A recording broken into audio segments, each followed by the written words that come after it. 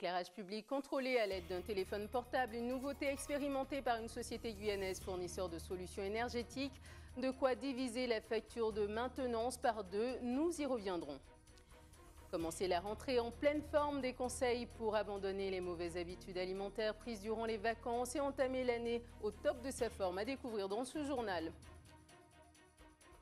Enfin, le retour triomphant de Mickaël Laurent en Martinique hier soir. Le triple vainqueur du Tour de Guyane a été accueilli par une foule nombreuse à l'aéroport Aimé Césaire. Ses impressions à suivre.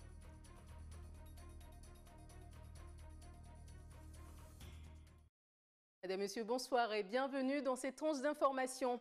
7613, c'est le nombre d'avis récoltés en 2 mois dans le cadre de l'enquête publique du projet de la Montagne d'Or. Selon le collectif Hors de Question, 86% des personnes qui se sont exprimées sur Internet s'inquiètent des impacts environnementaux du projet aurifère industriel.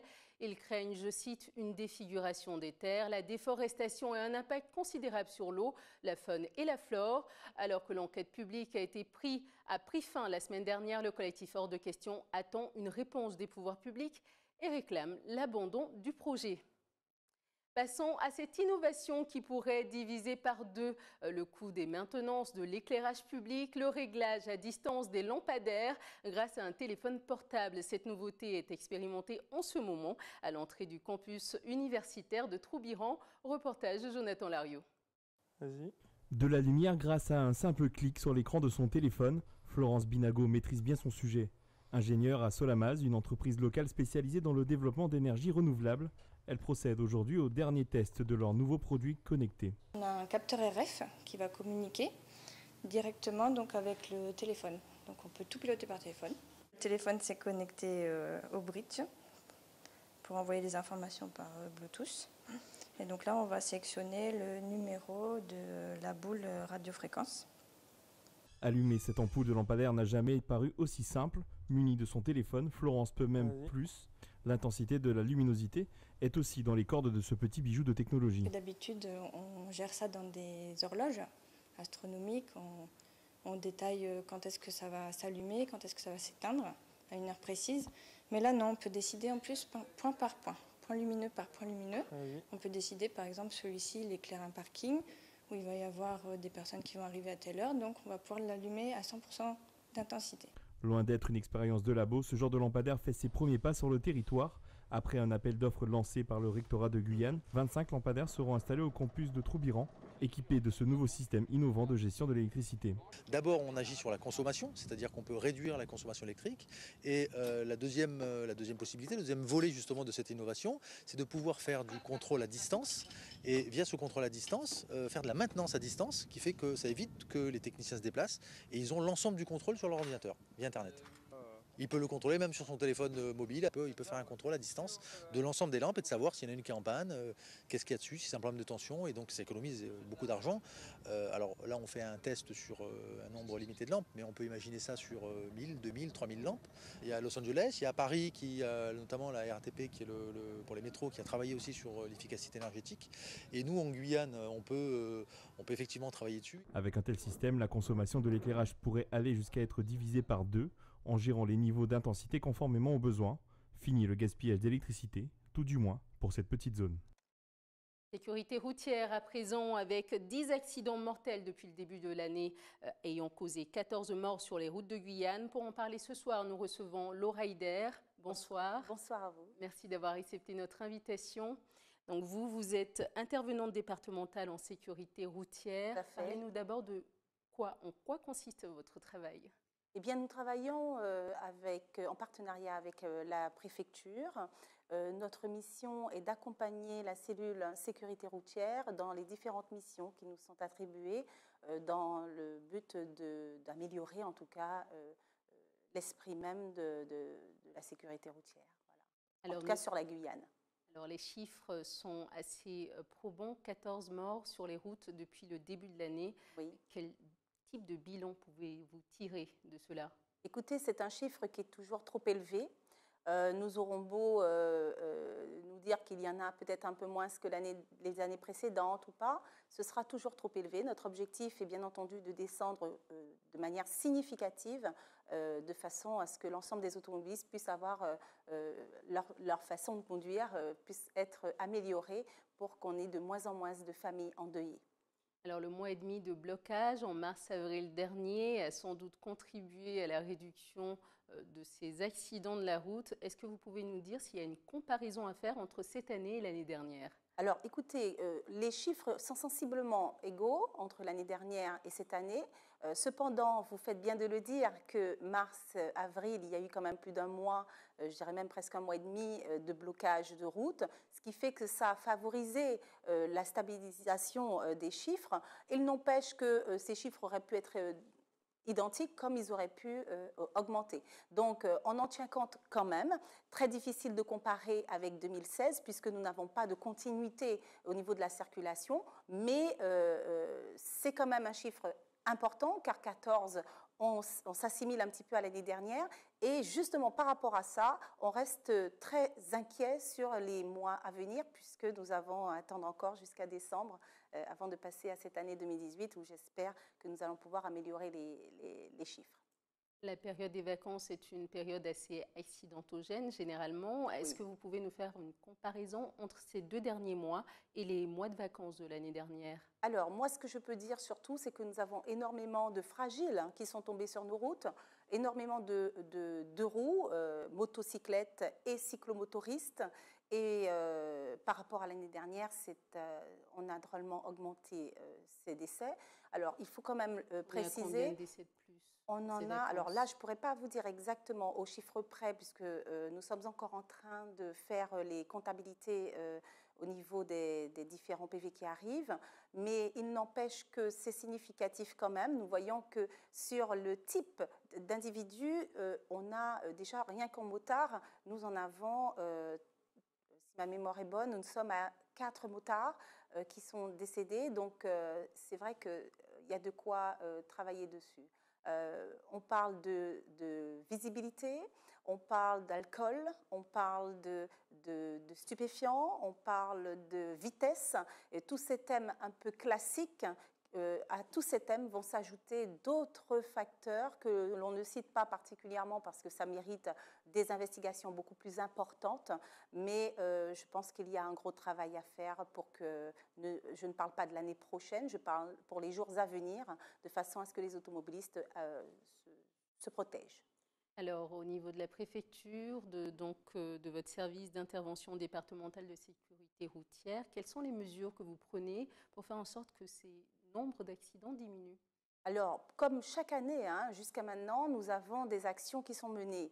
Alors, autant en ce qui concerne les établissements scolaires, donc ça c'est tout au long de l'année, que sur l'ensemble des automobilistes, sur des actions autant pédagogiques que répressives. Nous, les IDSR, nous intervenons avec les forces de l'ordre sur le terrain afin de, on ne va pas dire amoindrir, mais garder cet aspect de proximité avec l'automobiliste et dédramatiser peut-être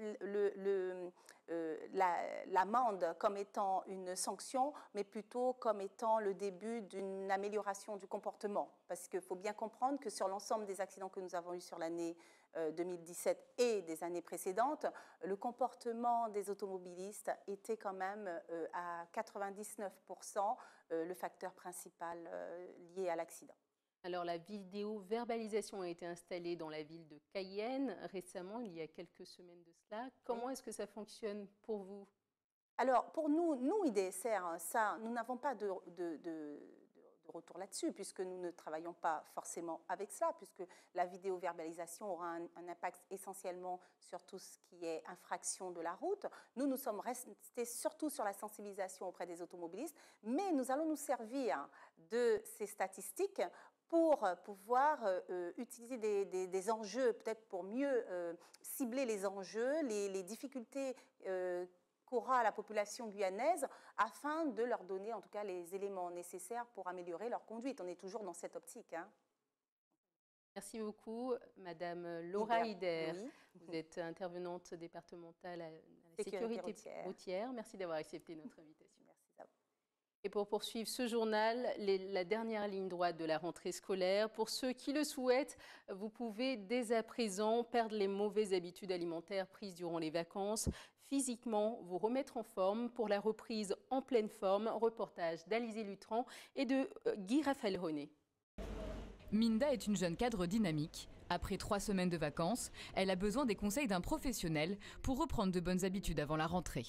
Pendant les vacances, effectivement, on a tendance à faire un petit peu n'importe quoi, à sortir, à bouger, à manger un petit peu n'importe quoi. Et effectivement, même si on a eu des vacances, on est quand même un peu fatigué, donc ce serait bien de se rebooster, de refaire le plein en énergie pour pouvoir y attaquer la rentrée. Plutôt que de faire de l'automédication ou se dire bon, on va prendre juste des vitamines C, histoire d'avoir un truc beaucoup plus complet, beaucoup plus sur la longue durée que du one shot en prenant juste des comprimés pour avoir juste un coup de peps à un moment donné. Il y a les fruits, c'est très bien de manger des fruits, mais pas que ça. Il n'est pas interdit non plus de manger des féculents, mais à condition que chaque féculent soit accompagné de légumes verts pour diminuer la densité calorique. Depuis 30 ans, le docteur Bouanda accompagne celles et ceux qui souhaiteraient apprendre à s'alimenter correctement pour pallier les baisses de régime durant l'année.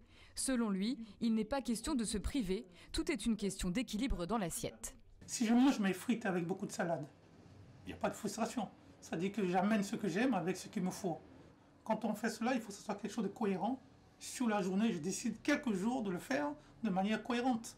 Donc je mange très léger le matin, quitte à manger beaucoup de légumes verts et réduire tout ce qui est graisse cuite. Et puis le soir, faire des potages, faire des soupes. Si vous faites ça déjà, votre corps va vous dire merci, parce que ça va lui amener moins d'efforts à fournir. Et en même temps, vous amènerez beaucoup de quoi drainer l'organisme. Après 30 minutes de rendez-vous, Minda semble satisfaite du régime préconisé par le nutritionniste. Reste à savoir si elle réussira à l'appliquer au quotidien sans flancher. C'est le risque, mais là je suis vraiment déterminée, donc voilà, il faut que j'arrive en forme pour pouvoir réattaquer l'année. Je vais aller avec la liste que le docteur m'a donnée, je vais aller voir les fruits qui me plaisent bien évidemment.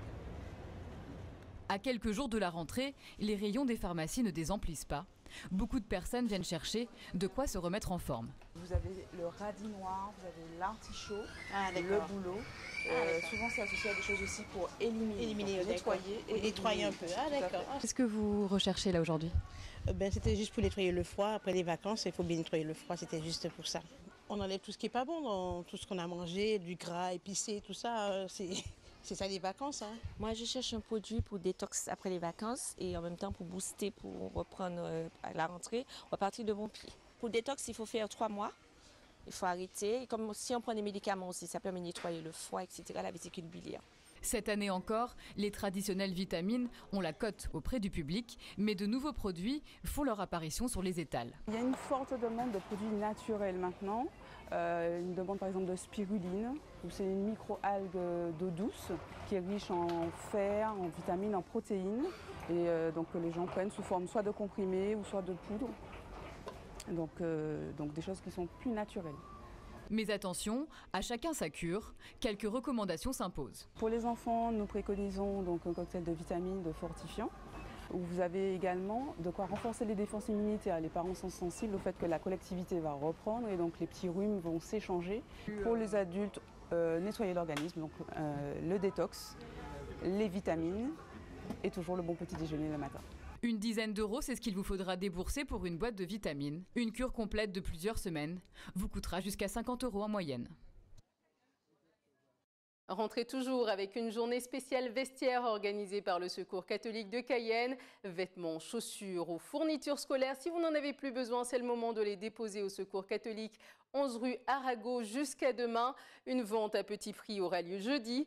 Un bénéficiaire s'est exprimé au micro de Stéphane Govindin. Nous l'écoutons. Je suis venue pour mon frère parce qu'il est en Guyane irrégulier.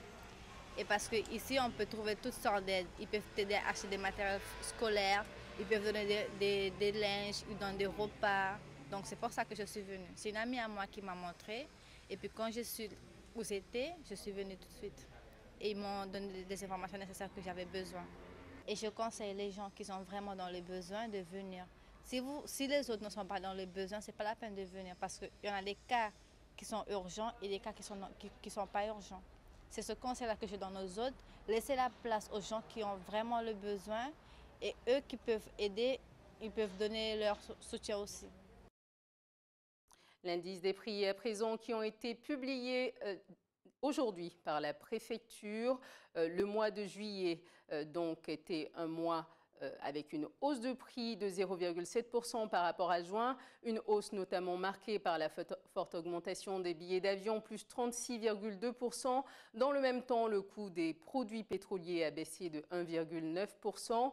Tout comme l'habillement, les chaussures ont baissé de moins 2,3%. Notez que le tabac a augmenté de 0,2% au mois de juillet. Sport à présent, avec le retour du triple vainqueur du Tour de Guyane en Martinique. Mickaël Laurent s'est imposé lors de cette dernière édition de la compétition. C'est une grande fierté pour le monde du cyclisme martiniquais. Hier soir, lors de son arrivée à l'aéroport Aimé Césaire, une foule nombreuse est venue l'acclamer. Reportage de José Lechertier.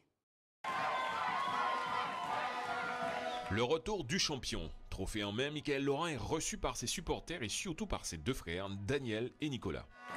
À 37 ans, il est l'un des coureurs les plus âgés du cyclisme martiniquais et affiche une forme olympique. J'ai gagné quand même 9 courses cette année, plus le championnat. Je me sentais super bien, même au Tour de Martinique, c'est vrai que j'ai chuté sur la deuxième étape. J'étais au classement général. Mais avant tout, je me suis dit qu'il fallait que je gagne une étape. C'est chose faite, j'ai gagné une étape. Et mon objectif premier, c'était de gagner un 3e Tour de Guyane. Chose faite, et je suis vraiment satisfait de ma saison cette année, la saison 2017. Fier également le chef de route, le titre de Mickaël Laurent est aussi le fruit d'une bonne cohésion de groupe. On est un petit noyau d'une dizaine de personnes, voire une quinzaine de personnes sur la Guyane. Ça nous a aidés, ça nous a motivés, on est resté concentrés. C'est vrai qu'il y a beaucoup de choses sur le cœur parce que en tant qu'ancien, on a été un petit peu critiqué de par notre présence dans cette sélection. Et on se devait, les trois mousquetaires, de montrer qu'on avait notre place encore. Et on voulait montrer qu'on était là, pas pour notre intérêt personnel, mais surtout pour l'intérêt du cyclisme martiniquais, de faire un passage de témoin. Pour le sélectionneur, c'est l'aboutissement de travail acharné. Bilan positif, parce qu'on voit la monde qui est ici. Un super boulot qui a été fait sur la Guyane. Donc voilà, le résultat, il est là. Le Tour de Guyane à peine terminé, quelques jours de repos avant d'enfourcher les vélos. Objectif, le championnat des dom-tom ce week-end. C'est la fin de cette édition. Je vous en rappelle les principaux titres. L'éclairage public contrôlé à l'aide de téléphones portables. Une nouveauté expérimentée par une société guyanaise fournisseur de solutions énergétiques. De quoi diviser la facture de maintenance par deux. Commencer la rentrée en pleine forme. Des conseils pour abandonner les mauvaises habitudes alimentaires prises durant les vacances et entamer l'année au top de sa forme. Nous vous le proposions dans ce journal. Enfin, le retour triomphant de Mickaël Laurent à son domicile martiniquais. Hier soir, le triple vainqueur du Tour de Guyane a été accueilli par une foule nombreuse à l'aéroport Aimé Césaire. Nous vous avons montré ses impressions. Merci de nous avoir suivis. Prochain point de l'actualité dans quelques instants avec nos confrères de BFM TV. Je vous souhaite une excellente soirée sur ATV Guyane.